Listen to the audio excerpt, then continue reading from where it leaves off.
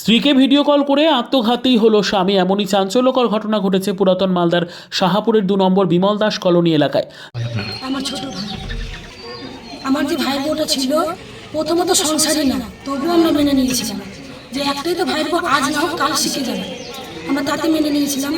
কিন্তু মানার পরেও ও 2 মাস 2.5 মাসের মতন সংসার করার পরে ওর মা বাবা আসে ভাদ্র মাস কাটানোর জন্য নিয়ে যেতে, নিয়ে গিয়ে আর দিয়ে পাঠায়নি, আর দিয়ে পাঠালো না তো একদমই পাঠালো না।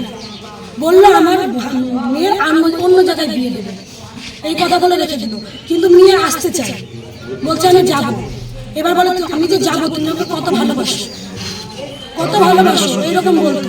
তো বলতো আমি তোমাকে অনেকটা ভালোবাসি, তোমাকে কি করে আমি প্রমাণ দেবো যে আমি তোমাকে ভালোবাসি। তো বলছে তুমি কি জীবন দিতে পারবে আমার জন্য? বলে কি আমি আবার আমার ভাইকে বলেছিলাম যে জীবন দিয়ে কি কেউ কাউকে ভালোবাসতে পারে? জীবন দিলে তো জীবনটা চলে গেল, তাহলে ভালোবাসবো কি দিয়ে? ও যদি এতই ভালোবাসতো, আমার ভাই যে লাইভ ভিডিও করেছে ওকে দেখাচ্ছে, ওই বলছে তুমি যদি আমাকে ভালোবাসো তাহলে তুমি মরে দেখাও আমাকে। লাইভ ভিডিও করেছে, করে নিয়ে যে মরছে, তাহলে তো ও তো ফোনটা কেটে অন্য কাউকে ফোন করতে বলতে পারতো যদি এতটুকু ভালোবেসে থাকতো।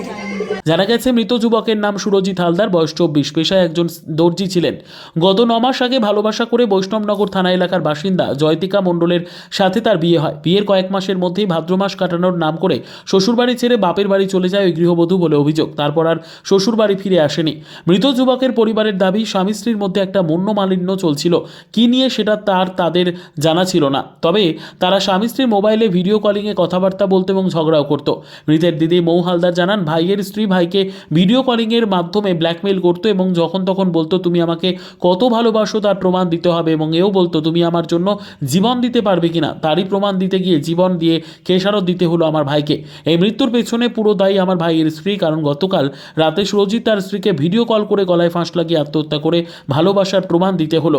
গভীর রাতে বিষয়টি জানতে পেরে পরিবারের সদস্যরা সুরজিৎকে মালদা মেডিকেল কলেজ হাসপাতালে নিয়ে আসলে চিকিৎসকরা মৃত বলে ঘোষণা করে। এই ঘটনায় শোকের ছায়া নেমে এসেছে গোটা বিমল দাস কলোনি এলাকা জুড়ে। সান হসপিটাল, এখানে যে কোনো রকমের চিকিৎসার বিশ্বস্ত প্রতিষ্ঠান। খুবই কম খরচে বিশ্বমানের চিকিৎসা প্রদান করে থাকে। উন্নত মানের ওয়ার্ড কেবিন, পরিষ্কার পরিচ্ছন্ন পরিবেশ দ্বারা সুসজ্জিত চিকিৎসা ব্যবস্থা রয়েছে। এছাড়া স্বাস্থ্যসাথী কাজেও পরিষেবা প্রদান করা হয়। সুতরাং আজই যোগাযোগ করুন সান হসপিটালে।